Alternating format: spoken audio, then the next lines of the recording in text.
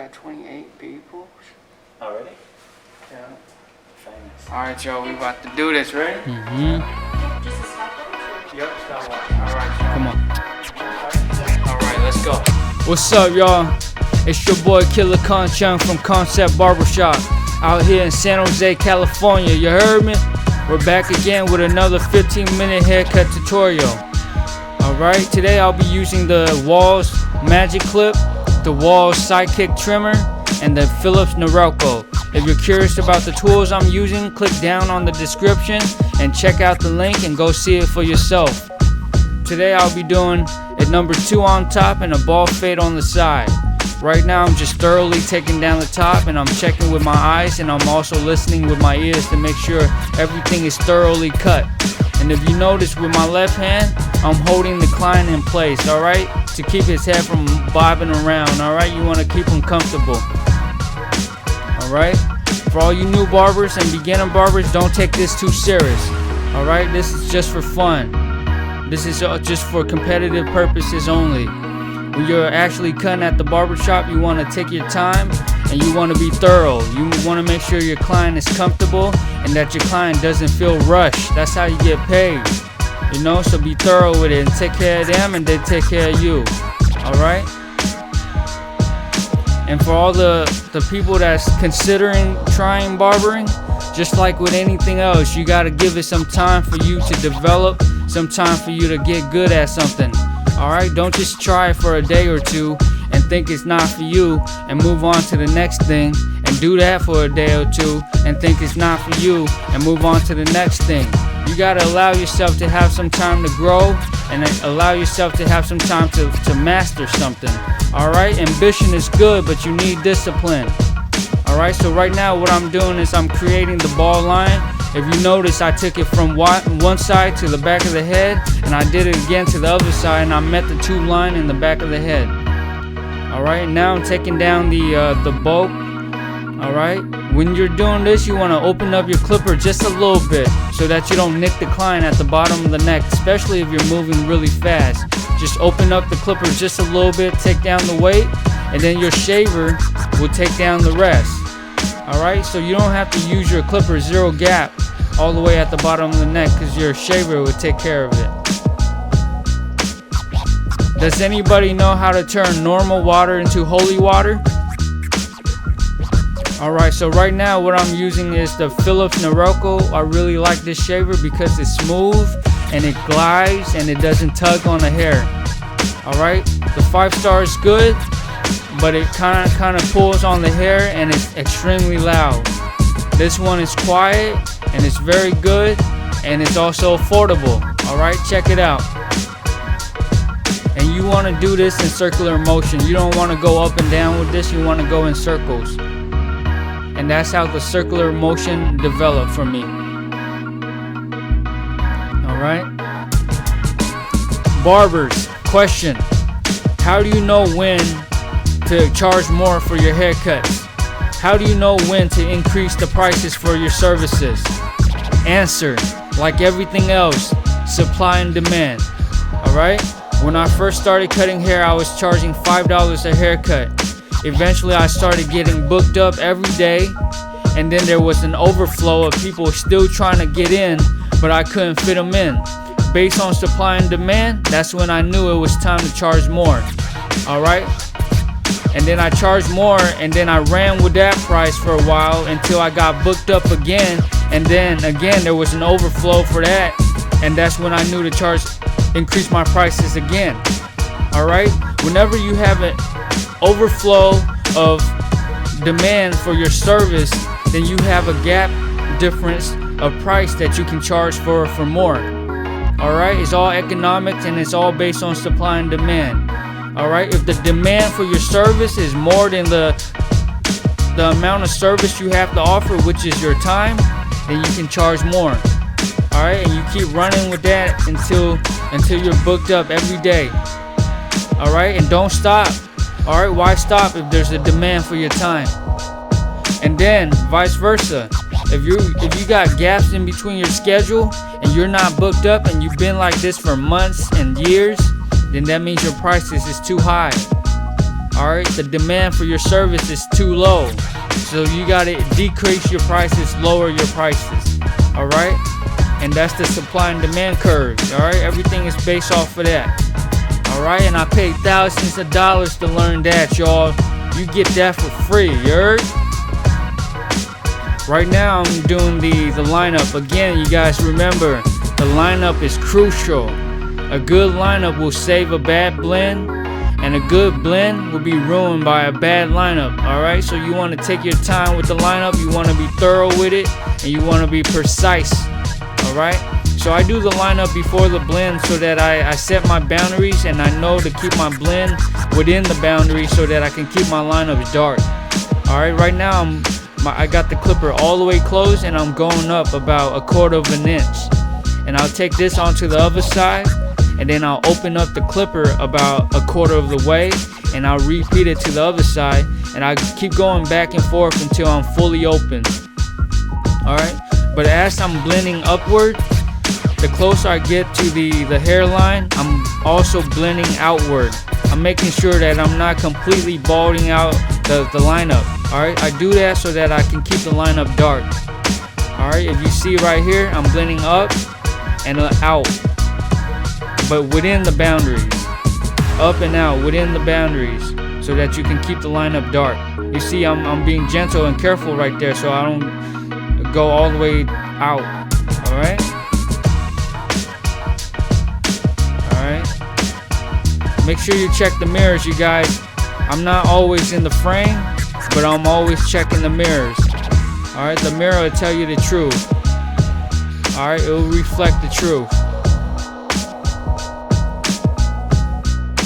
Alright. Make sure you hold down the ear, because sometimes if you're not careful, you'll nick the ear. Alright, move the ear out the way so that the clipper doesn't rub on it and just irritate the ear.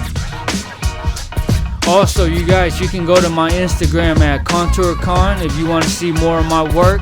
And if you have questions on the technique or how to do a technique, you can always message me and I will answer them, and I will explain to you how to thoroughly execute the technique. So feel free to ask me questions, y'all. I'm here. You know, knowledge is to be shared. Alright? Not to be kept a secret. So right now I'm fully open with the clipper, and as you can see, the hair is faded, but the hairline is still there. You can still see the side of the hairline. That's because I'm blending up and I'm blending out. Okay, you guys, so the hard part about using the no guideline technique is that you have to visualize how high up to go. I recommend going 1 inch per guard. Right now I have just the clipper, no guard, and I probably went up about 1.5 inches, but I recommend you guys go 1 inch per guard. Alright, so that's the hard part about using this technique. You have to mentally visualize the guidelines, and that skill comes with experience. Alright, so the more you do it, the better you get at it. And as you can see, I brushed down the hair, and I went back and I did some touch-up work to clean up all the dark spots that I may have missed before I moved on to now here's the zero guard. And again, with the zero guard, it's the same technique. Zero guard all the way closed. I'm going up about 1/4 of an inch. I'm fading up and I'm fading out to keep the hairline dark. And then I open up the clipper about 1/4 of the way, and then I go up about 1/4 of an inch, and I repeat that back to the other side. And then I keep going back and forth until I'm fully open with the guard. Alright, and again, I would probably go back and do touch-up work before I move on to the 1 guard, and so on and so on. So these steps are very basic and very simple that anybody can learn. Alright, I know that other barbers, they use 4 or 5 different tools, and they make 4 or 5 different guidelines, and sometimes it can get confusing. You know, you forget what guideline is, what guard you use for what guideline, and then they wait till the very end and they do touch-up work, and that's where most of the problems will come in, especially if you're inexperienced, because you'll forget what guard you use, and it's always difficult to have to gauge how high or how much to open the lever. With this technique, you're doing touch-up work as you go, so you know exactly what guard you use. All right, it's very simple. So right here, I'm using the one guard, and I'm pretty much flicking out, and that's pretty much the blend right there. And I didn't even have to use the 1.5 guard. If you flick it right, you can blend it into almost anything you need to. All right, so it's hard to tell, but right now I'm very soft with the touch. All right, I'm being very light with the pressure that I'm applying to the head. All right, because I'm careful not to put in more lines. All right, so at the crown of the head, you want to be your circular motion is wider and your pressure is lessened. All right, because you want to blend out.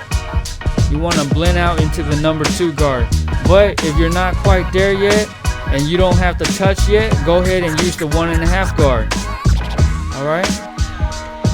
And if you guys are curious about the camera and the lighting equipment that I use to film this video, and you're thinking about getting some equipment also so that you can film your own video, I'll post the links to all the equipment that I use in the description. Just check on the link and go take a look at it for yourself. The software that I use to edit this video is called Sony Vegas.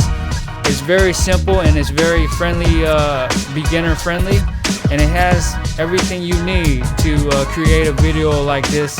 It's not as complicated as Adobe Effects. So right now I feel like I'm pretty much done with the blend, and what I'm doing is I'm just going back to do some touch-up work to make sure that I'm taking care of all the dark spots or all the spots that I may have missed. All right, I've learned from my last trial to utilize the whole 15 minutes. All right, if you have 15 minutes, make sure you use the whole time to perfect your cut. All right, I've never competed before. I used to think that 15 minutes was extremely fast, and I didn't think I really had a shot at it. But after trying it a few times, I'm like, you know what, 15 minutes is actually very doable. All right, so at the next Bay Area barber battle, you'll see me there. You'll see me on stage. I'm gonna take a shot at it, man. And so right now I'm going back with the number 2 guard, and I'm gonna make sure that I thoroughly even everything out. I'm just at the 12-minute mark. All right, so I got plenty of time. I already did the lineup, so all I gotta do is do the touch-up work and hit them with the straight razor, and I'll be good. All right. The one thing I did mess up on again is I forgot to prepare the razor. Alright, preparing the razor when you're trying to hurry is very difficult. Alright, because your hand is moving really fast and your adrenaline is pumping and you got this sharp object in your hands. You know, it's very difficult. So I recommend you prep your tools before you compete. Alright, so you don't have to worry about that while you're competing. Alright, and again, like I say, do touch-up work, and the most important touch-up work is the lineup. So here you see me going back, tracing over the line. After the blend is pretty much complete, and I'm going back to make sure I'm double checking to make sure that the line is straight. Alright, and if you notice, my left hand is keeping the client steady. Alright, you want to put a hand on them, let them know you're there, alright, so that he knows not to move. Alright, just doing touch-up work, y'all. Right now I'm face to face with the client, so I get to see the whole lineup. Alright, and check the mirrors. Like I said, the mirrors don't lie. Alright, like I say, I'm not in the frame all the time, but I'm always checking the mirrors.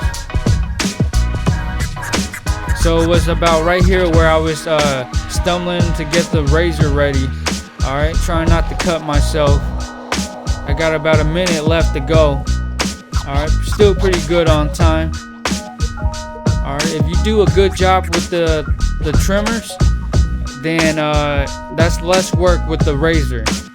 Alright, the razor is just to sharpen up everything. Alright, so I didn't have time to really adjust the camera, but what I'm doing is I'm stretching the skin, keeping it tight while I'm using the razor. Because if the skin is loose, you're gonna slice them up. Alright? So make sure you keep the skin tight, y'all. And that's pretty much it, y'all. The time is about 14:50. Done. Woo! Thumbs up.